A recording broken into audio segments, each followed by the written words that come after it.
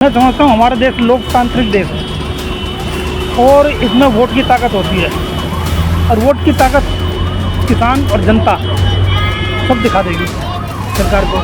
हमारा देश में जो युवा है वो सरकार से नाराज़ है और बुजुर्ग भी नाराज़ हैं। विपक्ष बहुत कमज़ोर है। कमज़ोरी की वजह से सरकार थोड़ा भारी पड़ रही है विपक्ष के ऊपर। इस बारे में केजरीवाल जी थोड़ा सा गलत चल रहे हैं, उनके घोटाले पे घोटाले निकलते आ रहे हैं।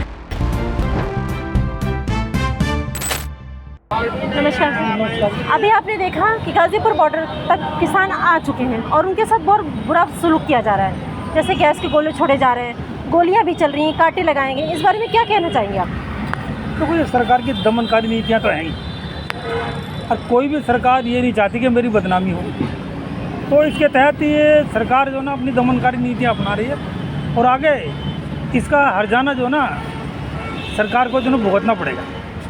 आगे इलेक्शन में सरकार को इसका हर्जाना जरूर भुगतना पड़ेगा कि ये जो दमनकारी नीतियाँ हैं इसका अंजाम क्या होता है। अभी तो दमनकारी नीतियों के तहत अभी तो फिलहाल हमारे किसान भाई ही भुगत रहे हैं, तो आपको क्या लगता है उनको कुछ राहत मिलेगी या उनका संघर्ष ऐसे ही चलता रहेगा?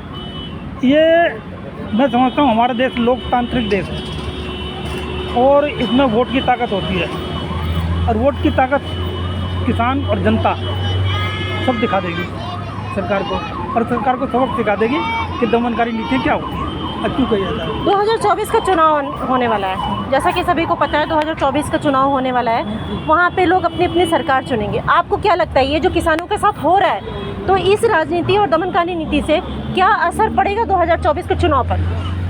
इससे भी पड़ेगा और जो हमारा देश में जो युवा है वो सरकार से नाराज़ है और बुजुर्ग भी नाराज़ हैं क्योंकि बुजुर्गों की पेंशन बंद कर दी और पेंशन का मुद्दा बहुत बड़ा है और बुढ़ापे में एक पेंशन ही सहारा होती है और वो पेंशन सरकार ने छीन ली, जबकि सरकार जो है अपने पल्ले से पेंशन नहीं देती है। वो कर्मचारी का जमा होता है उसका इंटरेस्ट ही देती है और वो भी जो ना इंटरेस्ट सरकार खा रही है। तो ये दमनकारी नीति नहीं है तो क्या है। और सरकार के आगे जो है ना अब वो बस तो चलता नहीं है किसी का। जनता तो सिर्फ वोट की ताकत दिखा सकती है। आगे जब वोट आएगी इलेक्शन होंगे तो जनता अपना गुस्सा जरूर निकालेगी। बहुत से लोगों का भी पब्लिक रिव्यू में हमने लिया तो बहुत से लोगों का कहना है कि अभी हमारी रेसलर जो बहनें थीं, जो हमारी पहलवान बहनें थीं, उनके साथ भी बहुत बुरा सलूक किया गया और अंत में उनको गलत तरीके से उनको बंदी बना करके उनको वहाँ से हटा दिया गया। अभी ये किसानों का मसला सामने आया है तो इससे बहुत फ़र्क पड़ने वाला है चुनाव पे। लेकिन इसके साथ साथ मैं ये जानना चाहती हूँ आपसे कि आप 2024 में किसकी सरकार चाहते हैं?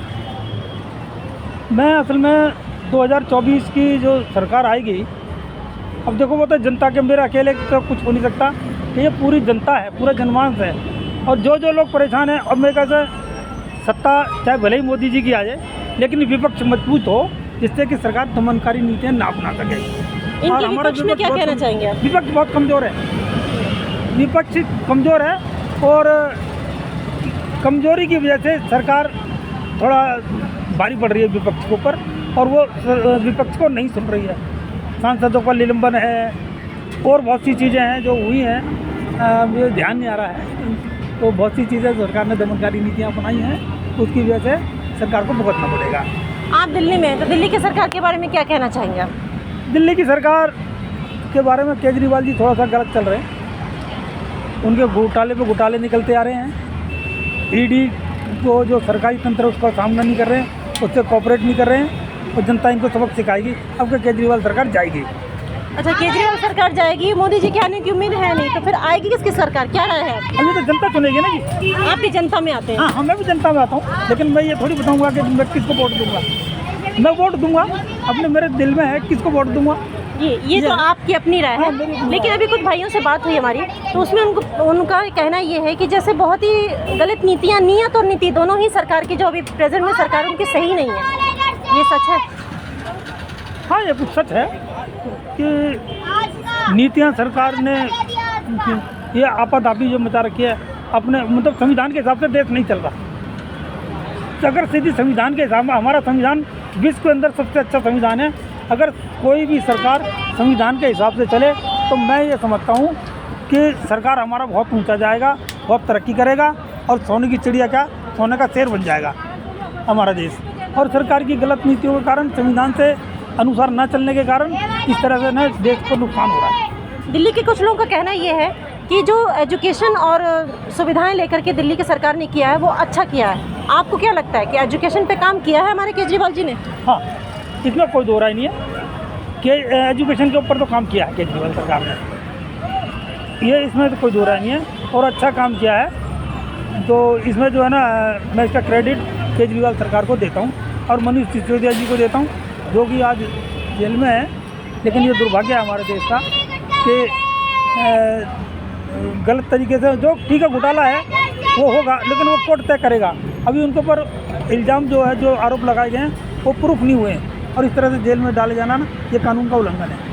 जी, बहुत बहुत धन्यवाद आपका। तो देखा आपने, दिल्ली की जनता, किसी जनता का कहना ये है, बहुत से लोग ये कह रहे हैं कि एजुकेशन पे काम किया है केजरीवाल जी ने और आगे केजरीवाल जी आएंगे।